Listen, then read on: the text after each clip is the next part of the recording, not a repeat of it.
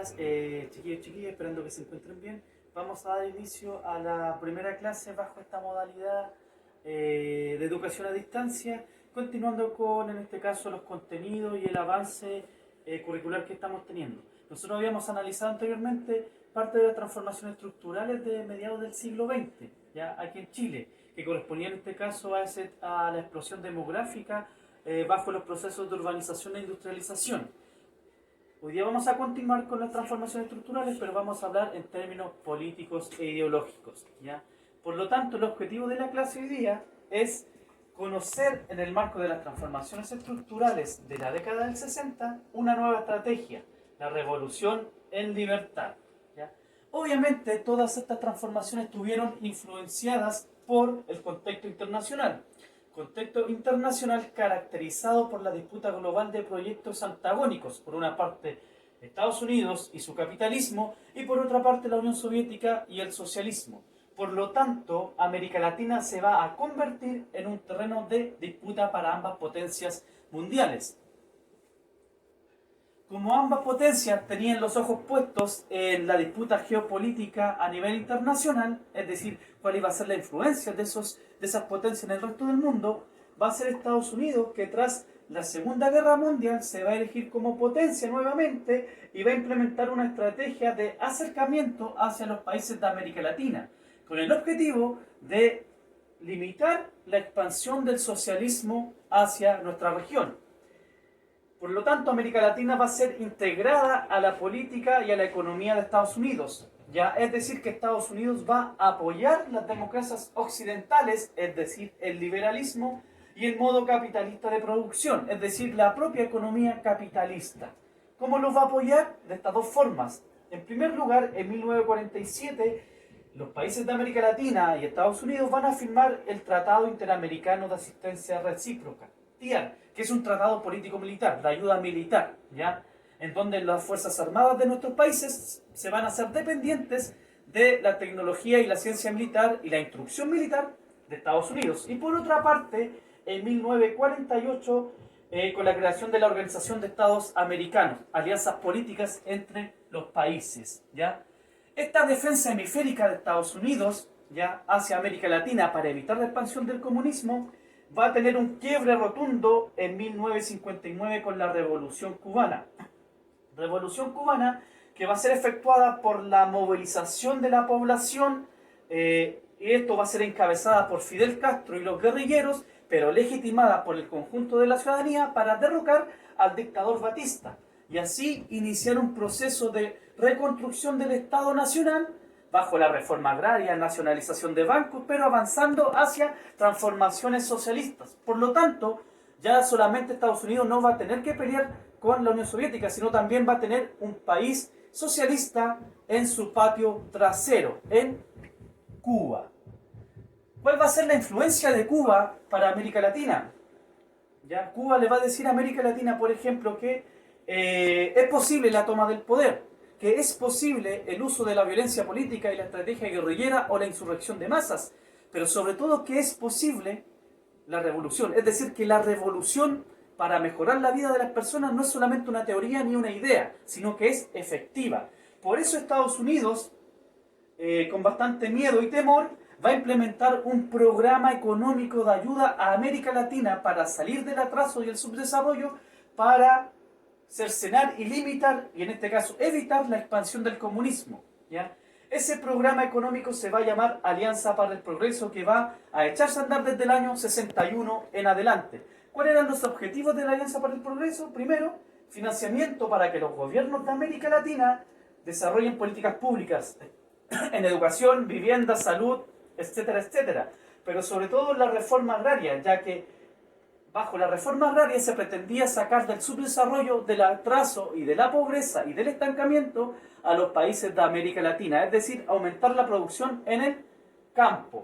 Es decir, en síntesis, que la Alianza para el Progreso fue un intento por reestructurar las relaciones de Estados Unidos con América Latina. Estados Unidos ya dejó de apoyar a las dictaduras de la década del 50, esas dictaduras conservadoras de derechas anticomunistas, y va a apoyar en esta década del 60 a gobiernos progresistas, democráticos y reformistas, para así evitar que surjan gobiernos socialistas y, en este caso, eventualmente cuestionen la hegemonía de Estados Unidos sobre toda la región.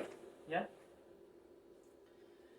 Para efecto de aquello, bueno, Estados Unidos desde el 62 en adelante empezó a prestar recursos a los distintos países de América Latina y, bueno, Chile en ese contexto, antes de la elección del 64, tenía ciertas problemáticas económicas. Ya veníamos del terremoto de 1960, venía aumentando la deuda externa de nuestro país, aumentaron las importaciones, disminuyeron las exportaciones, lo que limitó el desarrollo de nuestra industria nacional.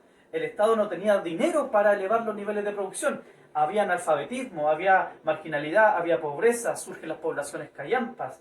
Es decir, había una serie de problemáticas que dificultaban la integración social y aumentaban el conflicto social. Por ende, la opción de Estados Unidos más la Iglesia Católica en la elección del 64 no va a ser el Partido Liberal y Conservador de derecha, sino va a ser apoyar a la democracia cristiana, al sector de centro, al sector reformista, para evitar que saliera electo ya un candidato de izquierda. Y es así como se va a implementar la famosa campaña del terror, ¿ya? Una campaña orientada en este caso y financiada por los organismos de seguridad de Estados Unidos, que en este caso fue una campaña sistemática y concertada para propagar en la población ya sentimientos de miedo y repulsión hacia una opción política. ¿Cuál iba a ser esa opción política? El FRAP y la candidatura de Salvador Allende, es decir, la candidatura de izquierda. Y esa campaña del terror, más el apoyo de liberales y conservadores a Frei, va a determinar la elección de 1964, donde se erige el primer gobierno de la democracia cristiana, que, como bien se plantea aquí en la presentación, se va a originar en el año 1957. El presidente Frei va a ser, bueno, es el máximo referente, Frei Montalva, de la democracia cristiana. Él ganó con un 56,8%, Salvador Allende, que sacó un 38,92%, y en último lugar el radical Julio Durán con un 4,98%. ¿Qué es lo que va a plantear la democracia cristiana para Chile? ¿Qué va a significar la revolución en libertad? Lo vamos a ver ahora. Primero, la democracia cristiana en términos ideológicos, ¿ya? Ellos plantean una propuesta de social cristianismo o de humanismo cristiano, en donde la población tiene que buscar el bien común e instituir una sociedad comunitaria, ¿ya? A través de la educación, del trabajo, del esfuerzo, del amor a la patria, evitando el conflicto social y promoviendo el entendimiento social, los acuerdos, ¿ya? Aquí vemos en términos económicos su propuesta, vemos una flecha roja, ¿ya? Una flecha roja que cruza dos franjas horizontales. Esta flecha roja va a ser la flecha de la democracia cristiana, esta franja horizontal es el socialismo y esta el capitalismo. Es decir que la democracia cristiana va a estar en contra del socialismo y en contra del capitalismo. Ellos están en contra del individualismo, por lo tanto van a promover la búsqueda de la justicia social en base de una sociedad solidaria, es decir, ni comunista ni capitalista. Y eso se va a traducir en términos políticos en la propuesta de gobierno, cómo vamos a gobernar el país. Y eso se llamó Revolución en Libertad, es decir, realizar cambios, transformaciones estructurales en Chile, pero sin modificar, en este caso, la institucionalidad ni la democracia liberal. Es decir, que el carácter revolucionario de la democracia cristiana va a ser la capacidad de desarrollar este tipo de transformaciones respetando los derechos fundamentales, es decir, por ejemplo, el derecho de propiedad.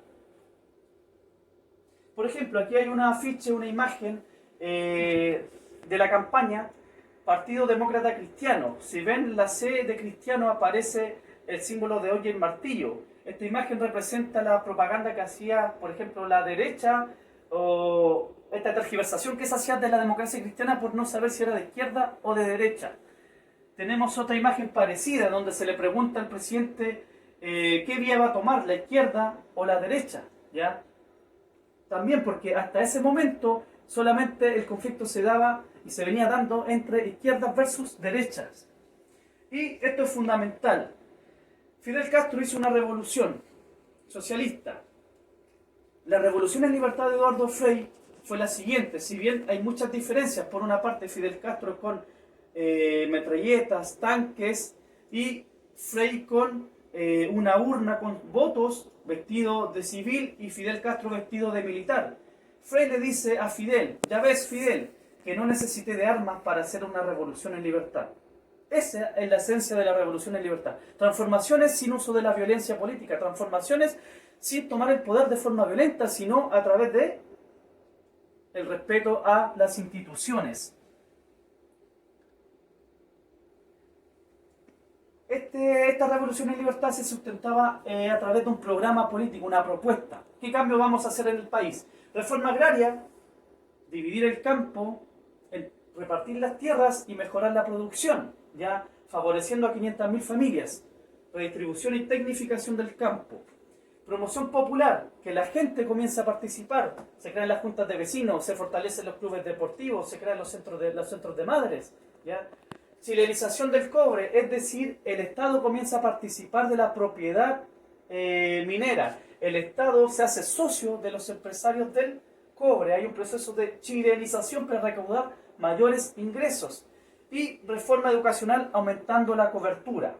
En síntesis, la revolución en libertad son transformaciones de orden político, económico y social dentro de los marcos de la legalidad, la institucionalidad y la democracia liberal. Espero que hayan comprendido en este caso qué es lo que significó la revolución en libertad durante este periodo de la historia del país. Posteriormente, en las clases siguientes vamos a avanzar y vamos a ver cuáles fueron también los correlatos y las consecuencias de este proceso político que va a ser fundamental para nuestra historia reciente. Así que muchas gracias, chiquillos, chiquillas.